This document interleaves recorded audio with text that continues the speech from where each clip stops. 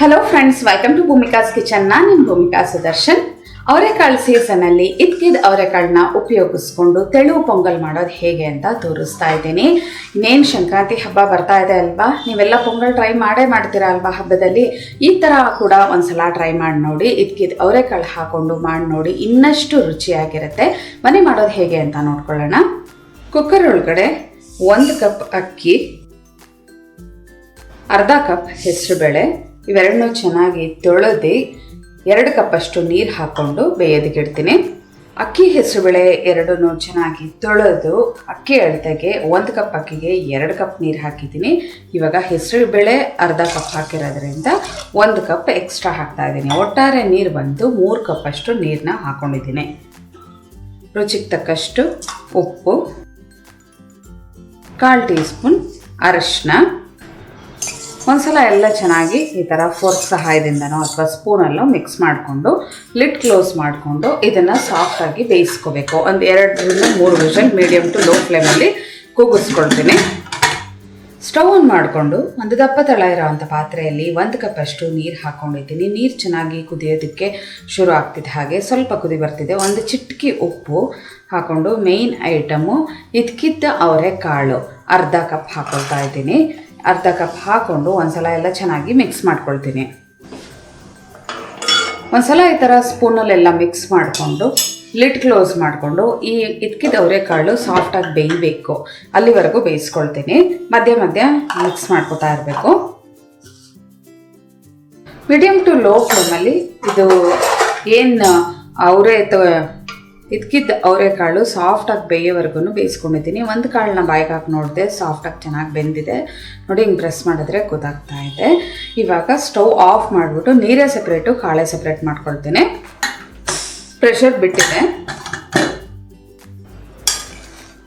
ಹೆಸರುಬೇಳೆ ಮತ್ತು ಅಕ್ಕಿ ಎಲ್ಲ ಚೆನ್ನಾಗಿ ಬೆಂದಿದೆ ನೋಡಿ. ಈ ಥರ ಹಿಂಗೆ ಸಾಫ್ಟ್ ಆಗಿರಬೇಕು. ಒಂಚೂರು ಹುಡಿ ಆಗಿದ್ರೇ ಚೆನ್ನಾಗಿರುತ್ತೆ.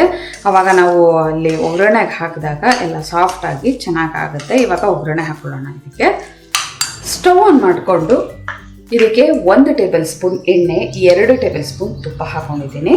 ಒಂಚೂರು ಬಿಸಿ ಆಗ್ತಿದೆ. ಹಾಗೆ ಸಾಸಿವೆ ಅರ್ಧ ಟೀ ಸ್ಪೂನ್, ಜೀರಿಗೆ ಅರ್ಧ ಟೀ ಸ್ಪೂನ್, ಜೊತೆಯಲ್ಲೇ ಗೋಡಂಬಿ ಕಟ್ ಮಾಡಿಬಿಟ್ಟು ಹಾಕ್ಕೊಳ್ತಾ ಇದ್ದೀನಿ.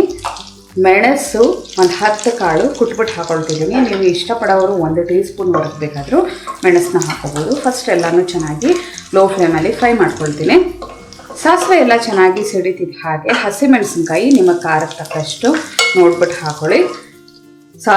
ಶುಂಠಿ 1 ಇಂಚಷ್ಟು ಸಣ್ಣ ಕಟ್ ಮಾಡ್ಕೊಂಡು ಹಾಕೊಳ್ತಾ ಇದ್ದೀನಿ. ಜೊತೆಯಲ್ಲೇ ಕರಿಬೇವಿನ ಸೊಪ್ಪು, ಹಸಿಮೆಣಸಿನ್ಕಾಯಿ 3 ಇದಿಷ್ಟನ್ನು ಹಾಕ್ಕೊಂಡು ಇದೆಲ್ಲ ಚೆನ್ನಾಗಿ ಅದರ ಹಸಿ ಘಮ ಹೋಗಬೇಕು, ಅಲ್ಲಿವರೆಗೂ ಫ್ರೈ ಮಾಡ್ಕೊಳ್ತೀನಿ. ಶುಂಠಿದು ಒಳ್ಳೆ ಘಮ ಬರೋಕ್ಕೆ ಶುರು ಆಗ್ತಿದೆ. ಹಾಗೆ ಬೇಯಿಸಿಟ್ಕೊಂಡಿರೋವಂಥ ಇದ್ಕಿದ ಅವರೆಕಾಳು ಬರೀ ನೀರು ತೆಗೆದು ಕಾಳು ಮಾತ್ರ ಹಾಕ್ಕೊಳ್ತಾ ಇದ್ದೀನಿ. ಈ ಅವರೆಕಾಳು ಒಂಚೂರು ಏನು ಹಸಿ ಘಮ ಇರುತ್ತಲ್ಲ ಅದು ಹೋಗಲಿ ಅಂತ ಅಂದ್ಬಿಟ್ಟು ಈ ಒಂದು ಒಗ್ಗರಣೆಯಲ್ಲಿ ಹಾಕಿ ಬಾಡಿಸ್ಕೊಳ್ತೀನಿ. 1-2 ನಿಮಿಷ ಲೋ ಫ್ಲೇಮಲ್ಲಿ ಬಾಡಿಸಿದ್ರೆ ಸಾಕು. 1/4 ಕಪ್ಪು ಹಸಿ ತೆಂಗಿನ ತುರಿನ ಹಾಕ್ಕೊಳ್ತಾ ಇದ್ದೀನಿ. ನೀವು ಬೇಕಾದರೆ ಅದನ್ನು ಸಣ್ಣದಾಗಿ ಕಟ್ ಮಾಡಿಕೊಂಡು ಹಸಿ ತೆಂಗಿನಕಾಯಿ ಪೀಸಸ್ಗಳನ್ನ ಹಾಕೋಬೋದು. ಅದು ತುಂಬ ರುಚಿಯಾಗಿರುತ್ತೆ. ಬಾಯಿಗೆ ಸಿಗ್ತಾ ಇದ್ದರೆ ತಿನ್ನಬೇಕಾದ್ರೆ ತುಂಬ ರುಚಿ ಅನಿಸುತ್ತೆ ನೋಡಿ. ಇದೆಲ್ಲ ಚೆನ್ನಾಗಿ ಈ ಥರ ಮಿಕ್ಸ್ ಮಾಡ್ಕೊಳ್ತಿದ್ದೆ. ಹಾಗೆ ಕಂಪ್ಲೀಟ್ ಲೋ ಫ್ಲೇಮ್ ಮಾಡಿಕೊಂಡು ಬೇಯಿಸಿಟ್ಕೊಂಡಿರೋವಂಥ ಅನ್ನ ಬೇಳೆ ಹಾಕ್ಕೊಳ್ತೀನಿ. ಬೇಯಿಸಿಟ್ಕೊಂಡಿರೋವಂಥ ಅನ್ನ ಬೇಳೆನ ಇದರೊಳಗಡೆ ಹಾಕಿ ಚೆನ್ನಾಗಿ ಮಿಕ್ಸ್ ಮಾಡ್ಕೋಬೇಕು. ಈ ಒಂದು ಬೇಳೆ ಮತ್ತು ರೈಸ್ ಹಾಕ್ಕೊಳ್ತಿದ್ದೆ. ಹಾಗೆ ಚೆನ್ನಾಗಿ ಈ ಥರ ಮಿಕ್ಸ್ ಮಾಡ್ಕೊಳ್ತೀನಿ.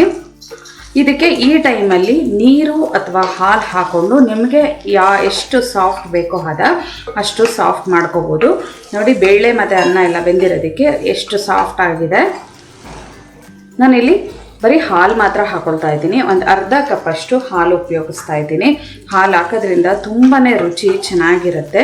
ನೀವು ಒಂದ್ಸಲ ಟ್ರೈ ಮಾಡಿ ನೋಡಿ. ಹಾಲು ಹಾಕೋಕ್ಕೆ ಇಷ್ಟಪಡದೇ ಇದ್ದವರು ನೀವು ಬೇಕಾದರೆ ನೀರು ಹಾಕ್ಕೊಂಡು ಇದನ್ನು ಒಂದು ಕನ್ಸಿಸ್ಟೆನ್ಸಿ ಅಂದರೆ ಸಾಫ್ಟ್ ಕನ್ಸಿಸ್ಟೆನ್ಸಿಗೆ ತೊಗೋಬೋದು. ಎಲ್ಲ ಚೆನ್ನಾಗಿ ಈವನಾಗಿ ಮಿಕ್ಸ್ ಮಾಡ್ಕೊಳ್ತೀನಿ. ಕೊನೆಯಲ್ಲಿ ಕೊತ್ತಂಬರಿ ಸೊಪ್ಪು ಕೂಡ ಹಾಕ್ಕೊಂಡು ಮಿಕ್ಸ್ ಮಾಡ್ಕೊಳ್ತೀನಿ. ಸಣ್ಣ ಕಟ್ ಮಾಡ್ಕೊಂಡಿರೋವಂಥ ಕೊತ್ತಂಬರಿ ಸೊಪ್ಪು 1 ಟೇಬಲ್ ಸ್ಪೂನ್.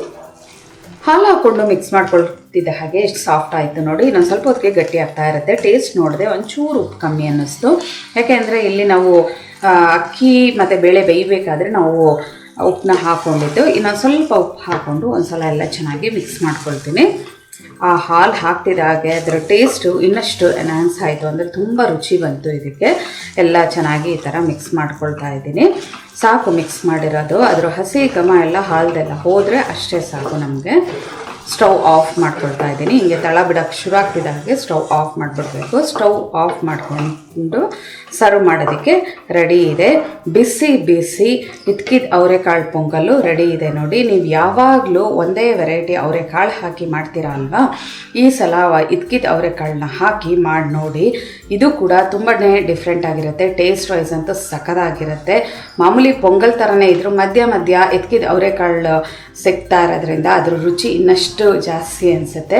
ಮತ್ತು ತಡ ನಿಮ್ಮ ಮನೆಯಲ್ಲೂ ಕೂಡ ಮಾಡಿಕೊಂಡು ಹೇಗಿದೆ ಅಂತ ಕಮೆಂಟ್ ಬಾಕ್ಸಲ್ಲಿ ತಿಳಿಸಿ. ಇವತ್ತಿನ ಈ ಸಿಂಪಲ್ ರೆಸಿಪಿ ನಿಮ್ಗೆ ಇಷ್ಟ ಆದರೆ ಲೈಕ್ ಮಾಡಿ, ಶೇರ್ ಮಾಡಿ. ಯಾರೆಲ್ಲ ಇನ್ನೂ ಭೂಮಿಕಾಸ್ ಕಿಚನ್ಗೆ ಸಬ್ಸ್ಕ್ರೈಬ್ ಆಗಿಲ್ಲ ದಯವಿಟ್ಟು ಸಬ್ಸ್ಕ್ರೈಬ್ ಆಗಿ. Thanks for watching.